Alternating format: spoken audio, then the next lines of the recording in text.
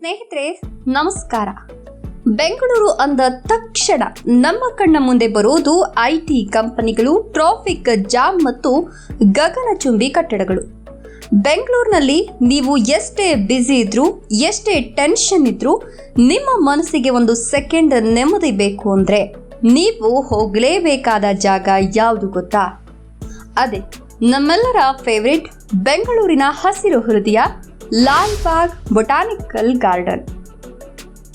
ಇದು ಕೇವಲ ಪಾರ್ಕ್ ಅಲ್ಲ, ಇದು ಬೆಂಗಳೂರಿನ ಎಮೋಷನ್.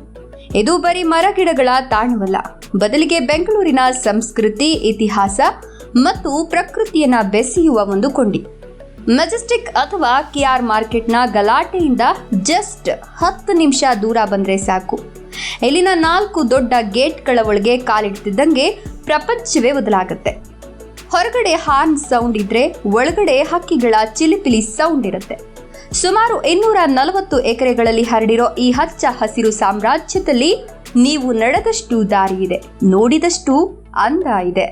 ಬನ್ನಿ, ಇವತ್ತು ಈ ಐತಿಹಾಸಿಕ ತೋಟದ ಮೂಲೆ ಮೂಲೆಯನ್ನು ಸುತ್ತಾಡೋಣ ಮತ್ತು ಇದರ ಹಿಂದಿರೋ ರೋಚಕ ಕಥೆಗಳನ್ನ ತಿಳಿಯೋಣ. ರಾಜರು ಕಟ್ಟಿದ ಕೆಂಪು ತೋಟದ ಕತೆ. ಈ ಜಾಗಕ್ಕೆ ಇಷ್ಟು ದೊಡ್ಡ ಇತಿಹಾಸ ಇದೆ ಅಂತ ಎಷ್ಟೋ ಜನಕ್ಕೆ ಗೊತ್ತೇ ಇಲ್ಲ.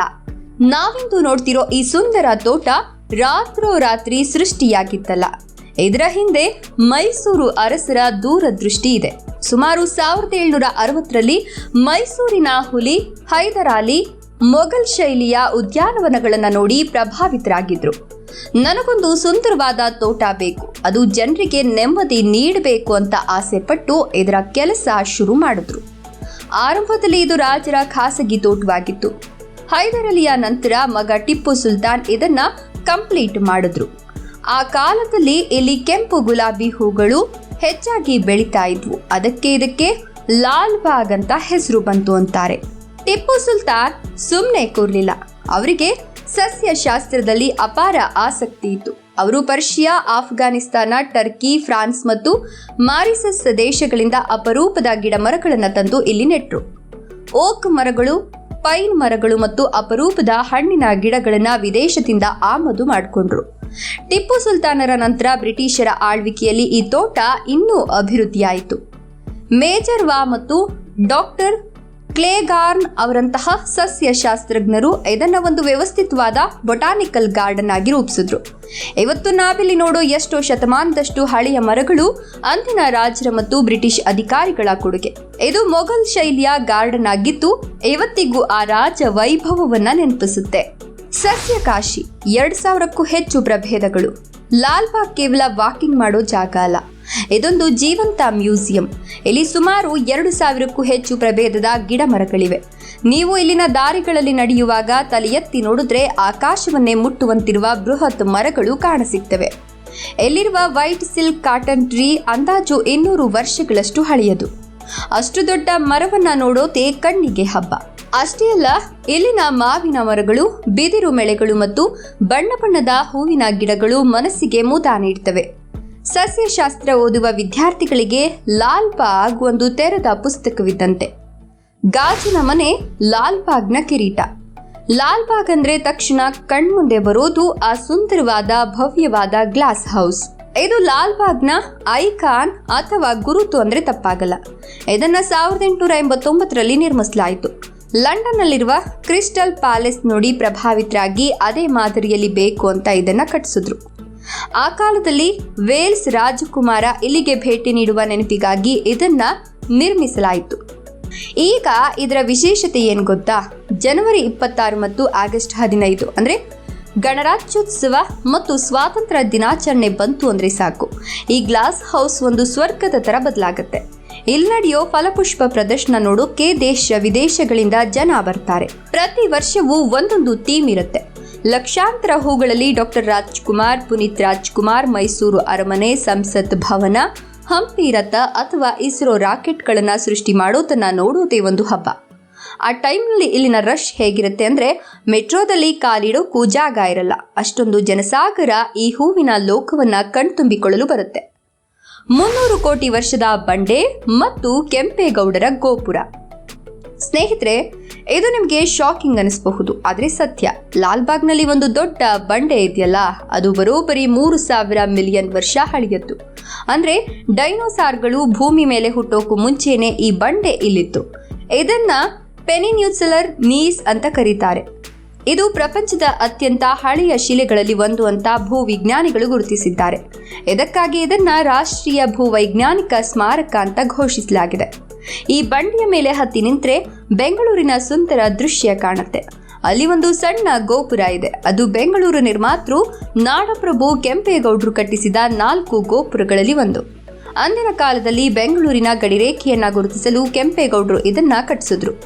ಬೆಂಗಳೂರು ಇಲ್ಲಿಗೆ ಕೊನೆಯಾಗುತ್ತೆ ಅಂತ ಅಂದು ಅವರು ಅಂದ್ಕೊಂಡಿದ್ರು. ಆದ್ರೆ ಇಂದು ಬೆಂಗಳೂರು ಅದನ್ನು ಮೀರಿ ಬೆಳೆದಿದೆ.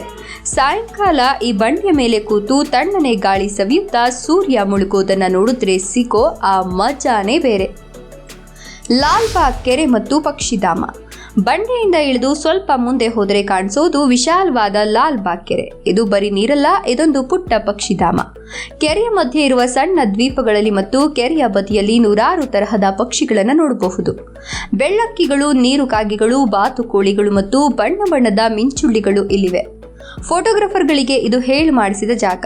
ಬೆಳಗ್ಗೆ ಮತ್ತು ಸಂಜೆ ಹೊತ್ತಲ್ಲಿ ಇಲ್ಲಿ ವಾಕ್ ಮಾಡ್ತಿದ್ರೆ ಪ್ರಕೃತಿಯ ಮಡಿಲಲ್ಲಿ ಇರುವ ಅನುಭವ ಆಗ್ತದೆ. ಇತರ ಆಕರ್ಷಣೆಗಳು, ಮರೆಯಬಾರದ ತಾಣಗಳು. ಲಾಲ್ಬಾಗ್ ಅಂದ್ರೆ ಬರೀ ಗ್ಲಾಸ್ ಹೌಸ್ ಮತ್ತು ಬಂಡೆ ಅಷ್ಟೇ ಅಲ್ಲ, ಇಲ್ಲಿ ನೋಡಬೇಕಾದ ಇನ್ನೂ ಅನೇಕ ಜಾಗಗಳಿವೆ. Band stand. ಬ್ರಿಟಿಷರ ಕಾಲದಲ್ಲಿ ಇಲ್ಲಿ ಮಿಲಿಟರಿ ಬ್ಯಾಂಡ್ ವಾದ್ಯಗಳನ್ನ ನುಡಿಸ್ತಿದ್ರು. ಈಗಲೂ ಇದು ಹಳೆಯ ನೆನಪುಗಳನ್ನ ಮರುಕಳಿಸ್ತದೆ. ಹೂವಿನ ಗಡಿಯಾರ. ಎಂಟ್ರೆನ್ಸ್ ಹತ್ತಿರವೇ ಇರುವ ಈ ಗಡಿಯಾರ ಹೂಗಳಿಂದ ಅಲಂಕೃತವಾಗಿರ್ತದೆ. ಇದರ ಪಕ್ಕದಲ್ಲಿರೋ ಸ್ನೋ ವೈಟ್ ಮತ್ತು 7 ಕುಬ್ಜರ ಬೊಂಬೆಗಳು ಮಕ್ಕಳಿಗೆ ತುಂಬಾ ಇಷ್ಟವಾಗ್ತವೆ. Bonsai garden. ಕುಬ್ಜ ಮರಗಳ ಈ ತೋಟ ನೋಡಲು ಬಹಳ ಚೆಂದ. 100 ವರ್ಷ ಹಳೆಯ ಮರಗಳನ್ನ ಕುಂಡಗಳಲ್ಲಿ ಚಿಕ್ಕದಾಗಿ ಬೆಳೆಸಿರೋದನ್ನ ಇಲ್ಲಿ ನೋಡಬಹುದು. ತಾವರೆಕೊಳ. ಸೀಸನ್ ಅಲ್ಲಿ ಇಲ್ಲಿ ಅರಳುವ ತಾವರೆ ಹೂಗಳು ಕಣ್ಣಿಗೆ ತಂಪೆನಿಸ್ತವೆ. MTR ದೋಸೆ ಮತ್ತು ಮಾವಿನಕಾಯಿ ಮಜಾ. ಲಾಲ್ಬಾಗ್ ವಾಕಿಂಗ್ ಮುಗಿಸಿ ಹೊಟ್ಟೆ ಹಸಿತಿದ್ಯಾ? ಹಾಗಿದ್ರೆ ನೀವು ಮೇನ್ ಗೇಟ್ ಕಡೆ ಬರಲೇಬೇಕು. ಯಾಕಂದ್ರೆ ಇಲ್ಲೇ ಇರೋದು ಲೆಜೆಂಡರಿ MTR ಹೋಟೆಲ್. ಇದು 1924ರಿಂದಲೂ ಇದೆ. ಇಲ್ಲಿನ ಬಿಸಿ ಬಿಸಿ ರವೆ ಇಡ್ಲಿ, ಮಸಾಲ ದೋಸೆ ತಿನ್ನೋಕೆ ಮತ್ತು ಘಮಘಮಿಸುವ ಕಾಫಿ ಕುಡಿಯೋಕೆ ಜನ ಕ್ಯೂ ನಿಲ್ತಾರೆ. ವಾಕಿಂಗ್ ಮಾಡಿದ್ದೆಲ್ಲ ಸಾರ್ಥಕ ಆಯ್ತು ಅನ್ಸೋದೆ ಆ ಕಾಫಿ ಕುಡಿದ ಮೇಲಿಗೆ. ಇನ್ನು ಪಾರ್ಕ್ ಒಳಗಡೆ ಬಂದ್ರೆ ಅಲ್ಲಲ್ಲಿ ಸಣ್ಣ ಗಾಡಿಗಳಲ್ಲಿ ಮಾರುವ ಸೌತೆಕಾಯಿ, ಮಾವಿನಕಾಯಿ, ಕಡಲೆಪುರಿ ಮತ್ತು ಬೇಯಿಸಿದ ಕಡಲೆಕಾಯಿ ತಿನ್ಕೊಂಡು ಬೆಂಚ್ ಮೇಲೆ ಕೂರೋ ಸುಖಾನೇ ಬೇರೆ. ಅದರಲ್ಲೂ ಮಾವಿನಕಾಯಿಗೆ ಉಪ್ಪು ಖಾರ ಹಾಕಿ ಕೊಡ್ತಾರಲ್ಲ, ಆಹಾ, ಬಾಯಲ್ಲಿ ನೀರುರುತ್ತೆ. ಬೇಸಿಗೆ ಕಾಲ ಬಂದ್ರೆ ಲಾಲ್ಬಾಗ್ನಲ್ಲಿ ನಡೆಯೋ ಮಾವಿನಕಾಯಿ ಮೇಳದಲ್ಲಿ ಸಿಗೋ ವೆರೈಟಿ ಹಣ್ಣುಗಳನ್ನ ಟೇಸ್ಟ್ ಮಾಡೋಕೆ ಮರಿಬೇಡಿ. ಮಲ್ಲಿಕಾ, ರಸಪುರಿ, ಬಾದಾಮಿ ಹೀಗೆ ಎಲ್ಲ ತರಹದ ಮಾವು ಇಲ್ಲಿ ಸಿಗುತ್ತೆ. ಆರೋಗ್ಯ ಮತ್ತು ಸಮುದಾಯ. ಲಾಲ್ಬಾಗ್ ಕೇವಲ ಪ್ರವಾಸಿ ತಾಣವಲ್ಲ, ಇದು ಸ್ಥಳೀಯರ ಆರೋಗ್ಯ ಕೇಂದ್ರ ಕೂಡ ಹೌದು. ಪ್ರತಿದಿನ ಬೆಳಗ್ಗೆ ಸಾವಿರಾರು ಜನ ಇಲ್ಲಿ ವಾಕಿಂಗ್, ಜಾಗಿಂಗ್ ಮಾಡಲು ಬರ್ತಾರೆ.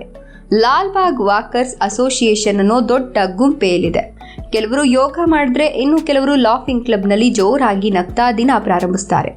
ಇಲ್ಲಿನ ಶುದ್ಧವಾದ ಗಾಳಿ ಎಂಥವರಿಗೂ ಹೊಸ ಚೈತನ್ಯ ನೀಡ್ತದೆ. Reality check.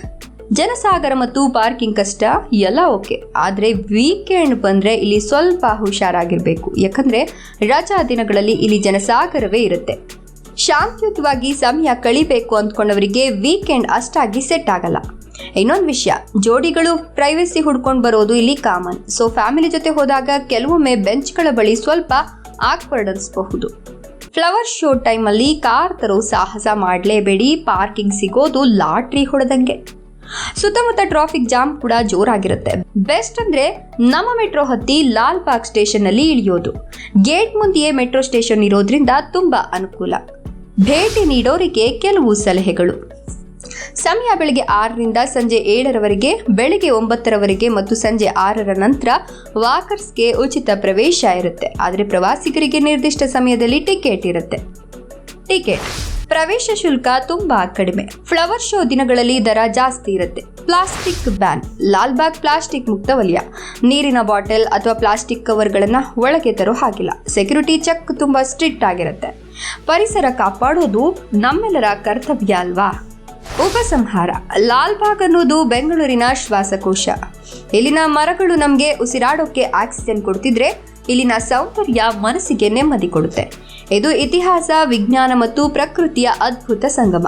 ನೀವು ಫ್ರೆಂಡ್ಸ್ ಜೊತೆ ಹರಟೆ ಹೊಡೆಯೋಕೆ ಬರ್ತೀರೋ, ಫ್ಯಾಮಿಲಿ ಜೊತೆ ಪಿಕ್ನಿಕ್ ಬರ್ತೀರೋ ಅಥವಾ ಒಂಟಿಯಾಗಿ ಪುಸ್ತಕ ಓದ್ಕೊಂಡು ಕೂರ್ತೀರೋ, ಲಾಲ್ಬಾಗ್ ಎಲ್ರಿಗೂ ಜಾಗ ಕೊಡುತ್ತೆ. ನೀವು ಎಷ್ಟೋ ಸಾರಿ ಇಲ್ಲಿಗೆ ಬಂದಿರಬಹುದು, ಆದರೆ ಆ ಬಂಡಿಯ ಮೇಲೆ ಕೂತು ಸನ್ಸೆಟ್ ನೋಡಿದ್ದೀರಾ? ಆ ಕೆರೆಯ ಬದಿಯಲ್ಲಿ ಕುಳಿತು ಹಕ್ಕಿಗಳನ್ನು ಗಮನಿಸಿದ್ದೀರಾ? ಇಲ್ಲ ಅಂದರೆ ಈ ವೀಕೆಂಡ್ ಮಿಸ್ ಮಾಡದೆ ಪ್ಲಾನ್ ಮಾಡಿ. ನಿಮಗೆ ಲಾಲ್ಬಾಗ್ನಲ್ಲಿ ಫ್ಲವರ್ ಶೋ ನೋಡೋಕೆ ಇಷ್ಟನಾ ಅಥವಾ ಖಾಲಿ ದಿನಗಳಲ್ಲಿ ಬರೋದಿಷ್ಟನಾ? ಕಮೆಂಟ್ ಮಾಡಿ ತಿಳಿಸಿ. ಈ ಮಾಹಿತಿ ಇಷ್ಟ ಆದರೆ ಲೈಕ್ ಕೊಟ್ಟು ಶೇರ್ ಮಾಡಿ. ನಿಮ್ಮ ಫ್ರೆಂಡ್ಸ್ ಜೊತೆ ಶೇರ್ ಮಾಡೋದನ್ನು ಮರಿಬೇಡಿ. ಅಸಲಿ ಬೆಂಗಳೂರಿನ ಇಂತಹ ಮತ್ತಷ್ಟು ರೋಚಕ ಕಥೆಗಳಿಗಾಗಿ ನಮ್ಮ ಚಾನಲನ್ನು ಸಬ್ಸ್ಕ್ರೈಬ್ ಮಾಡೋದನ್ನು ಮರಿಬೇಡಿ.